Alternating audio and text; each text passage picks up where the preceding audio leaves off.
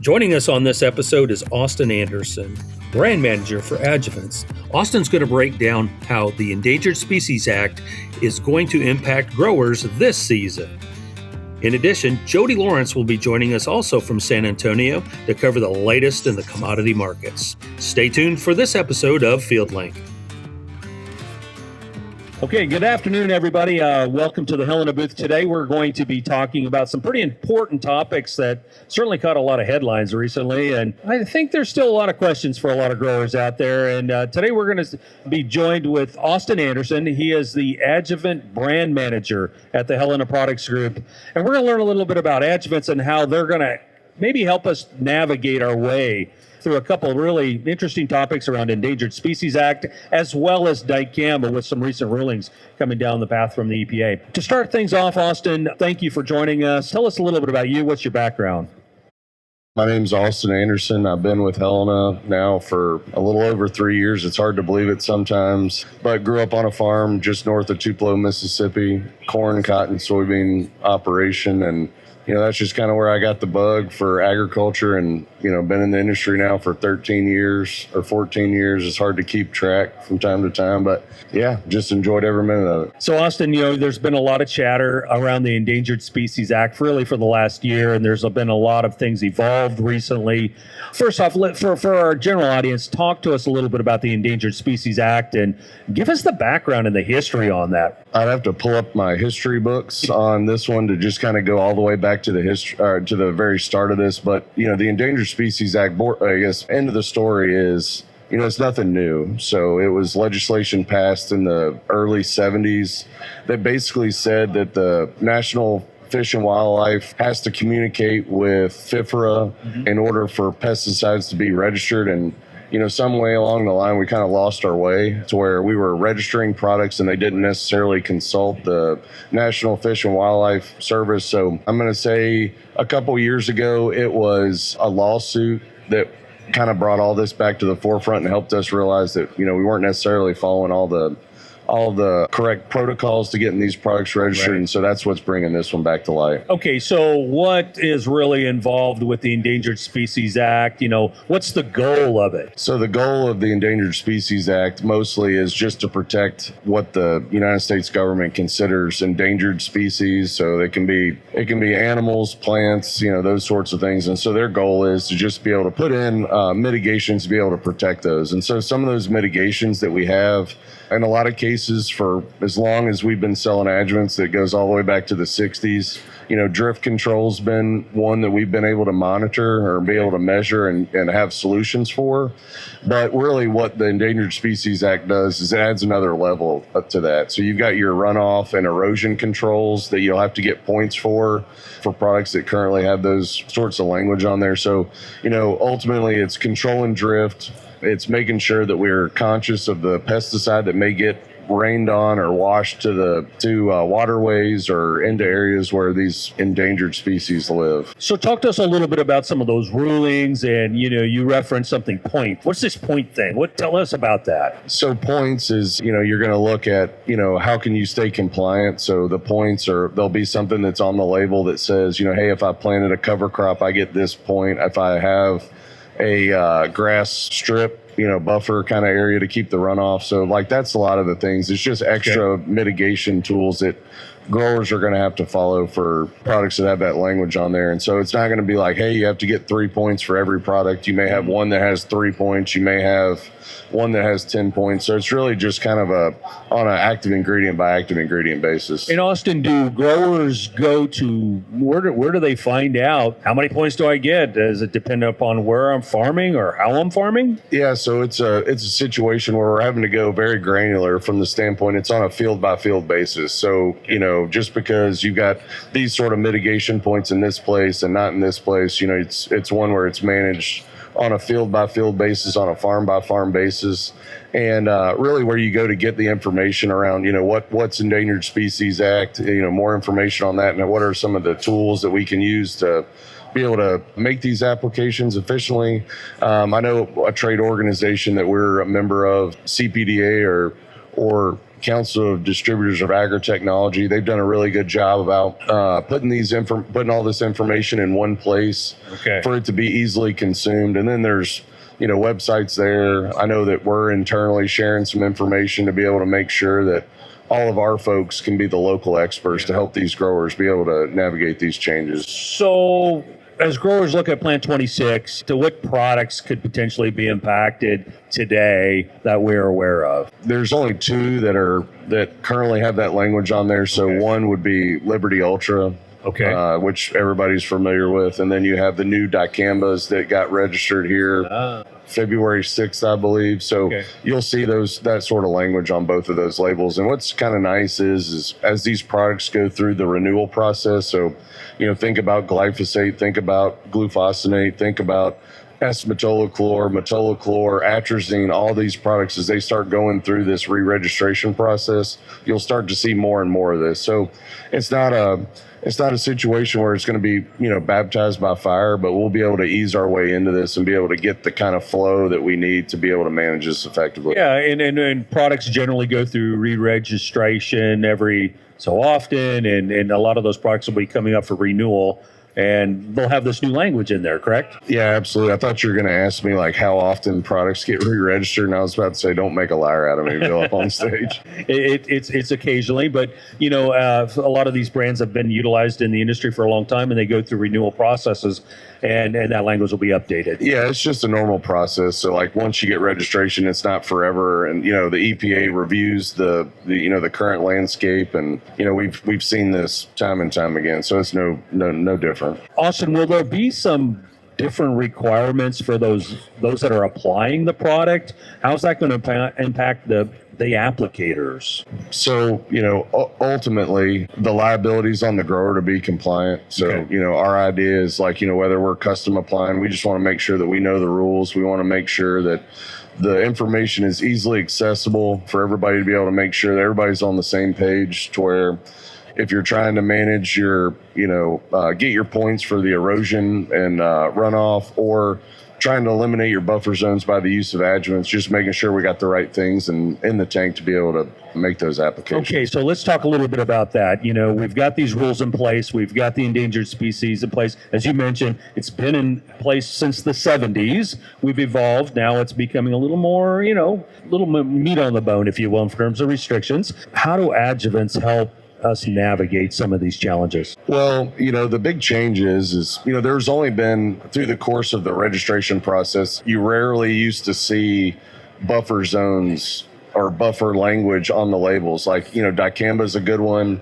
You would see paraquat would be another one. Just, the products that have the tendency to kind of get off target. But, what you're going to see a lot more of is mandatory buffer zones. You're going to understand where areas around the country will have pesticide use limitation areas that'll require additional runoff and erosion tactics. But, when I think about the play that adjuvants have with the Endangered Species Act, it's, allowing our freedom to operate. So, if somebody was going to say, hey, I got to leave a 120-foot buffer around the field, and where I've worked in my lifetime, the average field size being 5 acres or something crazy. And then you're starting to think, well, how can I even run a sprayer through that field? So, being able to give that freedom to operate with drift reduction adjuvants and, having that language built in from our partners in the industry has been really, really important for us. Austin, that's a lot of information in terms of Endangered Species Act, but we've also had some pretty recent news come across from the EPA around dicamba registrations. What are some things growers need to think about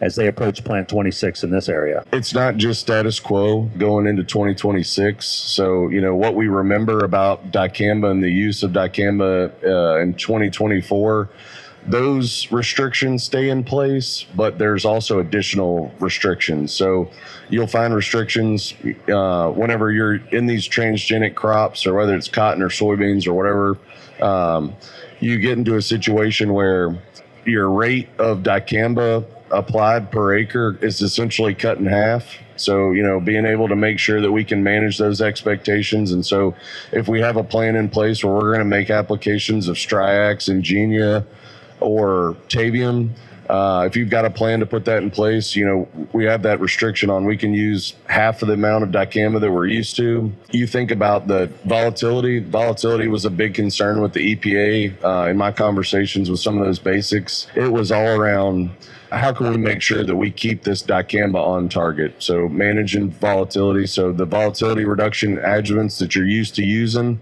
they've strongly regulated that list. So, you may want to take take a look at what adjuvant you're using there, but the rates essentially doubled. So making sure that they're strong eye on the volatility reduction, it's mandatory. And then there's even some restrictions on temperature. So if you're below 85 degrees, you're free to, spray with the adjuvants and the VRAs in there. But once it gets between 85 and 95 degrees, we get into a situation where a grower in one particular county can only spray up to 50% of his acres in one day. So the best way I know how to describe it is through an example. It's saying, hey, I'm farming 1,200 acres and half corn, half soybeans, and they're all in the same county, and it's 86 degrees outside. I can only spray dicamba on 300 of those acres in one given day, and then I have to wait 2 days and then make the rest of those applications. So there's a little bit more restrictions there, and then when you get above 95 degrees, you can't make any applications at all. So there's just a lot of things to think about, a lot of things to consider. There's lots of programs out there that work, but, we're really thankful from the EPA to be able to say, hey, we were able to bring this tool back for growers that need it. So, Austin, lots of questions out there still around some of these regulations, newer changes. That's one of the reasons we have some of the adjuvant demonstrations out here. What can growers learn today from the adjuvant demonstrations as we look into some of these, different challenges for 26? Well, if I'm going to stress anything to the group, it's no two adjuvants are created equal. So, there's a lot more to the adjuvants and the technology than just wetting and spreading and, those sorts of things that we typically think about when we talk about adjuvants. But, whether you're talking about induced, dynamic, or grounded or cohort out there, we've got plenty of options. We've got ways to be able to support any grower in any operation and any application. Helping us mitigate some of those regulatory challenges is always something front of mind. And, we're thankful that we have the portfolio that we do. Absolutely. A wide portfolio of adjuvants for different situations, different farms, different fields, different acres, different times of the year and applications for sure. Okay, so Austin, where can folks go find some additional support and resources to learn how to navigate through some of these dicamba and ESA challenges this year? Well, first, I'm going to send anybody and everybody to our local experts at our locations. They're the people that are on the front lines of this. They understand the regulations, they know. And if they don't know, they know people that can ask and help them, like people like me. But also, too, HelenaAgri.com is always a good place. We've got a wide variety of information on there, not just about adjuvants, but about all the things that we offer across Helena. Very awesome. Austin Anderson, Adjuvant Brand Manager for the Helena Products Group. Thank you for joining us today and helping us kind of navigate through some of these recent changes with the Endangered Species Act as well as dicamba rulings. Folks, thanks for joining us here in this section. As Austin mentioned, feel free to reach out to your Helena representative or some of the experts here today to learn more about some of these new changes with the Endangered Species Act as well as dicamba. And welcome back to FieldLink. I'm your host, Bill Smith, and joining us, well, he's on the road today, Jody Lawrence from the FieldLink Market Report. Jody, welcome. Well, Bill, thank you. I know you're on the road too. You're in D.C., taking care of a lot of the meetings and people with going to affect ag in the next year. And I am in Illinois talking to farmers. And obviously, we have had quite a change of position since we or in the world, at least, since we met at Commodity Classic last week. So a lot to talk about. And really, we can start and end with the war because I think now the whole grain fundamentals and things that we had talked about previously are going to be way on the back burner. Not that they won't be important, because just reading all the reports, the military action in the Straits of Hormuz being closed is not going to be a years long thing. It's probably just going to be a weeks long thing. So we have to be ready to take advantage of the opportunities. It's just always unfortunate. You feel bad that you're marketing into a war where you know that there are being a lot of people affected and a lot of families. So, but it's part of our business, so we have to do it. Yeah, a lot of things happening since Saturday morning, since the United States taking action on Iran. Boy, let's talk about the Strait of Hormuz. Talk to us about that. That strait, there's a lot of products that are moved through that area that I think a lot of us Americans sometimes take for granted. Yeah, I think we've been talking this winter because of the trade war and the contentious nature of the negotiations with Canada that we get so much from CF, from Canadian fertilizer, of our potash. But when you go to the rest of the other things that we do, just looking at it this way from a world perspective, because obviously CF wants to sell it to the highest bidder. And if China can't get it, although they usually, get it from somewhere in the Middle East, CF would say, hey, I'll be happy to sell you some, and then jack up the price for everybody. So it's really a supply and demand market now with the straits being closed. And some of the things I was shocked about reading, a lot of good research that everybody is putting out about this. A third of the world's fertilizer goes through the straits, 25% of the world's anhydrous. Obviously, there's a huge amount of liquid natural gas in there that is used to produce, that goes into the production of a lot of this, 25% of the world's urea. And that was very obvious because prices on both that are coming out of the Middle East jumped at least $100 a ton for urea. I know anhydrous went up, but I'm not sure how much. So it's, you hate to look at it this way, but we have to have the big picture because world input prices are going to be going up for the U.S. farmer. And our hope is the timing, because had this been in December when we were getting started with prepay, it really would have been a much potentially bigger thing. It's going to be a big enough thing now for everybody that was kind of waiting on bank lending decisions and lines of credit and other things. And it's going to come back and affect Helena and all the major suppliers, because certainly now there are going to be a lot of logistics issues as we move through the U.S. planting and growing season about how, where, and when what we need later in the year is going to come out. Yeah, certainly going to impact fertilizer quite a lot. Clearly, 25% of the fertilizer in the U.S. or in the globe coming through that strait, putting a pause on it here, at least for the near term, according to the recent reports. Okay, Jody, let's talk a little bit how it's impacting the grain markets. Wheat is kind of a similar story. Yeah, wheat is always sensitive to Middle East conflict because so much of the North African harvest it goes out through the Straits of Hormuz and just other areas, because that's the staple for all the Middle East, both imports and exports, of how it is moved around in the Middle East. And wheat is a little flat today as we're recording this Tuesday morning at 9 o'clock Central. You've got corn up, you've got beans up. We are kind of breaking through a ceiling that we thought was going to hold them when we spoke last week. And wheat is taking a little bit of a breather, but it has been on an absolute tear because it was at the very highest peak at 610 for the July wheat, and that was nearly $1 over the lows that we saw earlier in the year. And all of this is driven by the price of crude, because when you look at all the biofuels, you have bean oil, you have ethanol, and when you have gas prices, which are up $5.77 a gallon today, you've got at $77. We're now $21 off of the 2026 lows. And when you just as a percentage base, that's up almost 50%, right at 40%. So everything in our industry is going to be affected by significantly higher crude oil, unleaded gas, diesel, and natural gas, when you start talking about how natural gas is used to make and prepare so many of our products. So On the other side, obviously the equity markets, that everybody is scared of what's going on,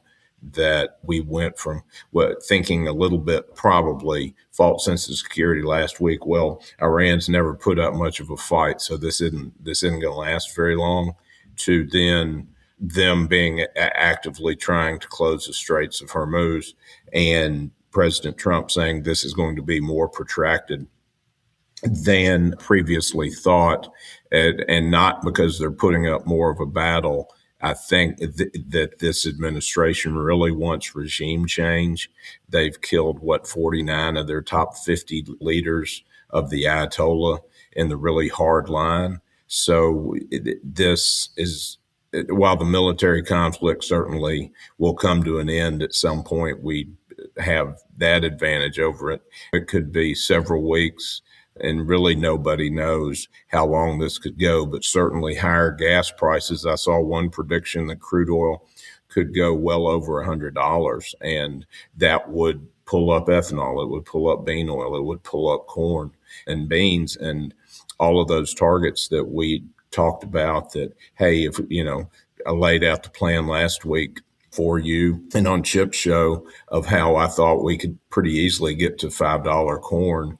And this just accelerates the December corn.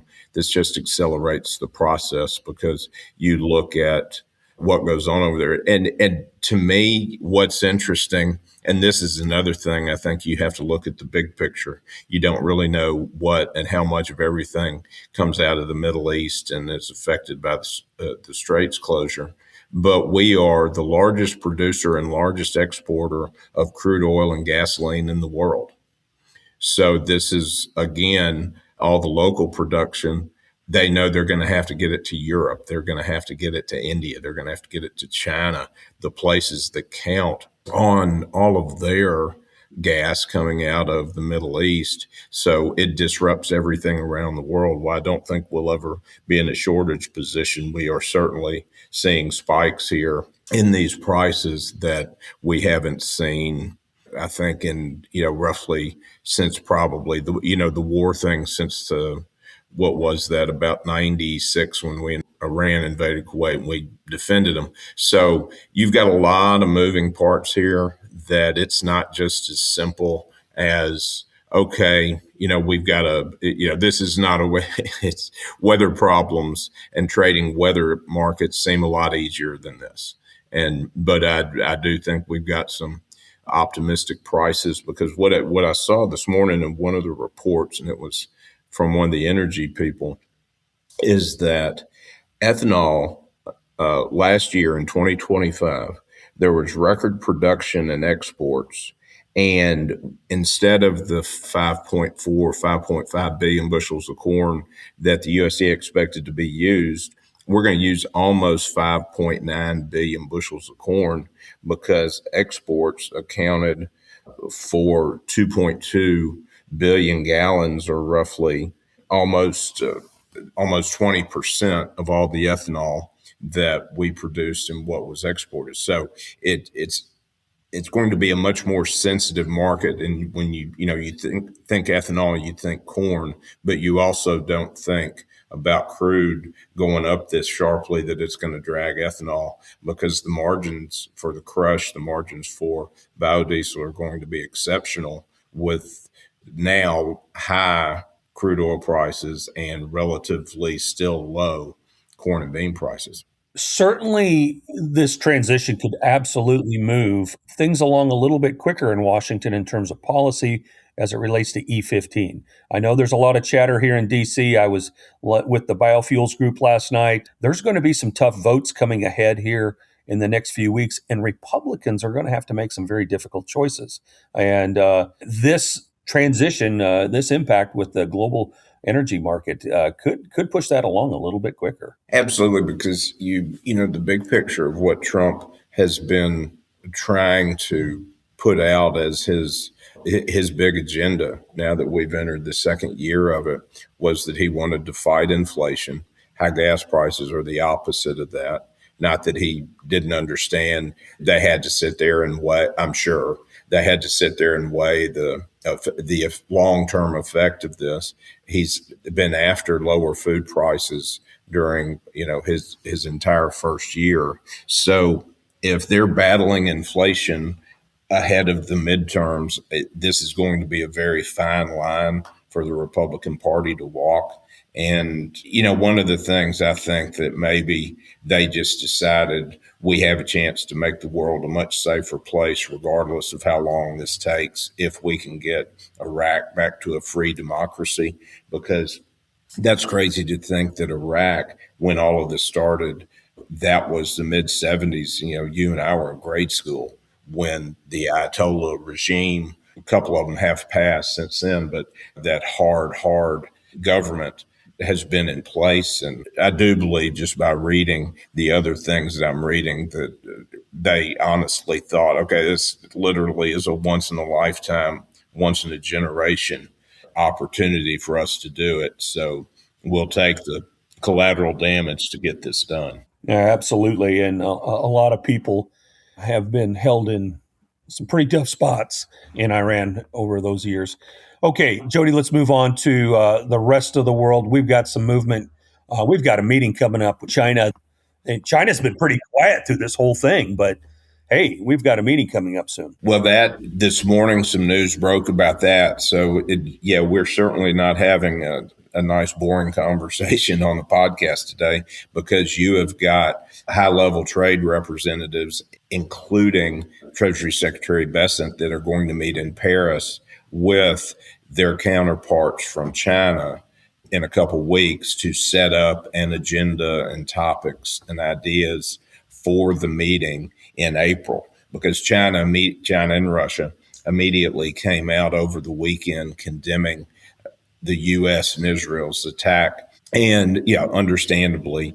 And what some of the concern was that they would just say, no, we're not meeting with a regime who is actively trying to change leadership in all the countries that they don't like, because then that becomes very hypocritical when we're telling them not to invade, Taiwan. Different circumstances, certainly, but still, big picture. But it does look like that meeting is going to happen. The bean part of it, I think, is going to take a back seat, but it will be something that when we get through the conflict and the straits reopen, that if they do agree to buy an additional 12 million metric tons of beans, or start to move back to where they were pre-2018 with the African swine fever, before that decimated their hog herd, you'd really have some legs of support for this rally, that it wouldn't just be a crashing event when we do end up with somewhat of a more peaceful Middle East. Yeah, definitely China. There's a lot going on there. And it's a lot more than soybeans, Jody. That meeting's going to be, yes, important to soybean producers out there, but boy, oh boy, China is extremely dependent on us for a lot of other products as well. We are their biggest customer when it comes to electronics and pharmaceuticals and other raw materials. They've got to have us. And from the reports that I'm hearing too, things aren't all that peachy right now in China. The Communist Party is putting a lot of pressure on their leadership. Economically, they're probably in the worst position of any major world power, because their actions after COVID, during COVID, and then after COVID, really set the economy back. Their birth rate is the lowest over the last 10 years than it's been in their history, as far as they kept records. And so, they are in a very fragile spot. And the big picture of it, and this is kind of, obviously there's a lot of other stuff in there, but the U.S. buys roughly $400 billion worth of those goods. A lot of them you just mentioned from China. We are far and away their biggest customer. And when you look at the very small part of what they could reinvest of, like you said, the electronics and all those Amazon boxes that showed up on our porches during the holidays coming over from China, they could import and just put in, it sounds silly to say this, like you and I are playing Monopoly, but a few $1 billion in purchasing U.S. ag goods, and that ultimately is part of it, because I hope this is far more about trade than it is about world peace and human rights, now that really the landscape has shifted so dramatically. China's in a tough spot when it comes to energy, too. We talked earlier in this podcast about, the Straits, Hormuz being, closed down. That's where China gets most of their energy. As well, let's not forget about what happened about a month ago in Argentina. We're controlling that petroleum export area now. Yeah, we certainly, in Venezuela. It started out as drill, baby, drill, which was, the U.S. was going to really flex its muscle and go well beyond just being self-sufficient, when we have a finger on the tap in Venezuela, and to a large part how quickly the straits reopen. I think we are more critical to the world energy markets here for the next couple of weeks than we probably ever have been.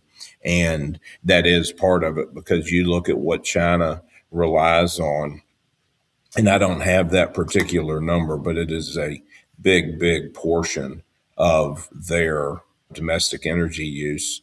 And as I'm looking at a map, and this goes back to the energy use of the whole thing, that the energy and where our fertilizer comes from, we are very fortunate that we got that trade deal done with India, because, and I'm going to talk about it probably a couple different times in the daily comment, that India has a large amount of fertilizer production that we will be the beneficiary of, hopefully down the road when everything gets solved. So yeah, a lot of moving parts. You got to include China, because if gas prices go to the extreme that a lot of people talk, crude going well over $100, that China probably is going to be the most economically sensitive superpower, big economy, that it could really, really hurt whatever progress they've made over the last couple of years. Jody, let's move on. We've gone around the world here. Let's talk about Brazil. How's the crop looking down there? I saw a couple crop estimates come out this week that they have trimmed it a little bit. It went from huge, way over record to just a really big record. So you're kind of dealing in semantics here. And when you look at a bean crop where you cut off 2 million metric tons, which I think Ag World did, you're talking about 60, 70 million bushels. So in the big picture, it's not a lot. But it does help kind of chip away at some edges. Their crop, they just have too much crop area. It's like the U.S. There are always going to be some regional issues. Can't be Goldilocks everywhere. But Brazil and Argentina are both are in the middle of harvesting or finishing the growth cycle for record bean and corn crops this year. Certainly not a shortage of news on this episode, Jody. Thank you for joining us from the road in Illinois this week on the FieldLink Podcast. All right. Thank you, Bill. Everybody be careful, and let's pray for our servicemen that are involved in this conflict. Thanks for joining us on this episode of FieldLink. Be sure to contact your Helena representative to learn more about Testament corn herbicide.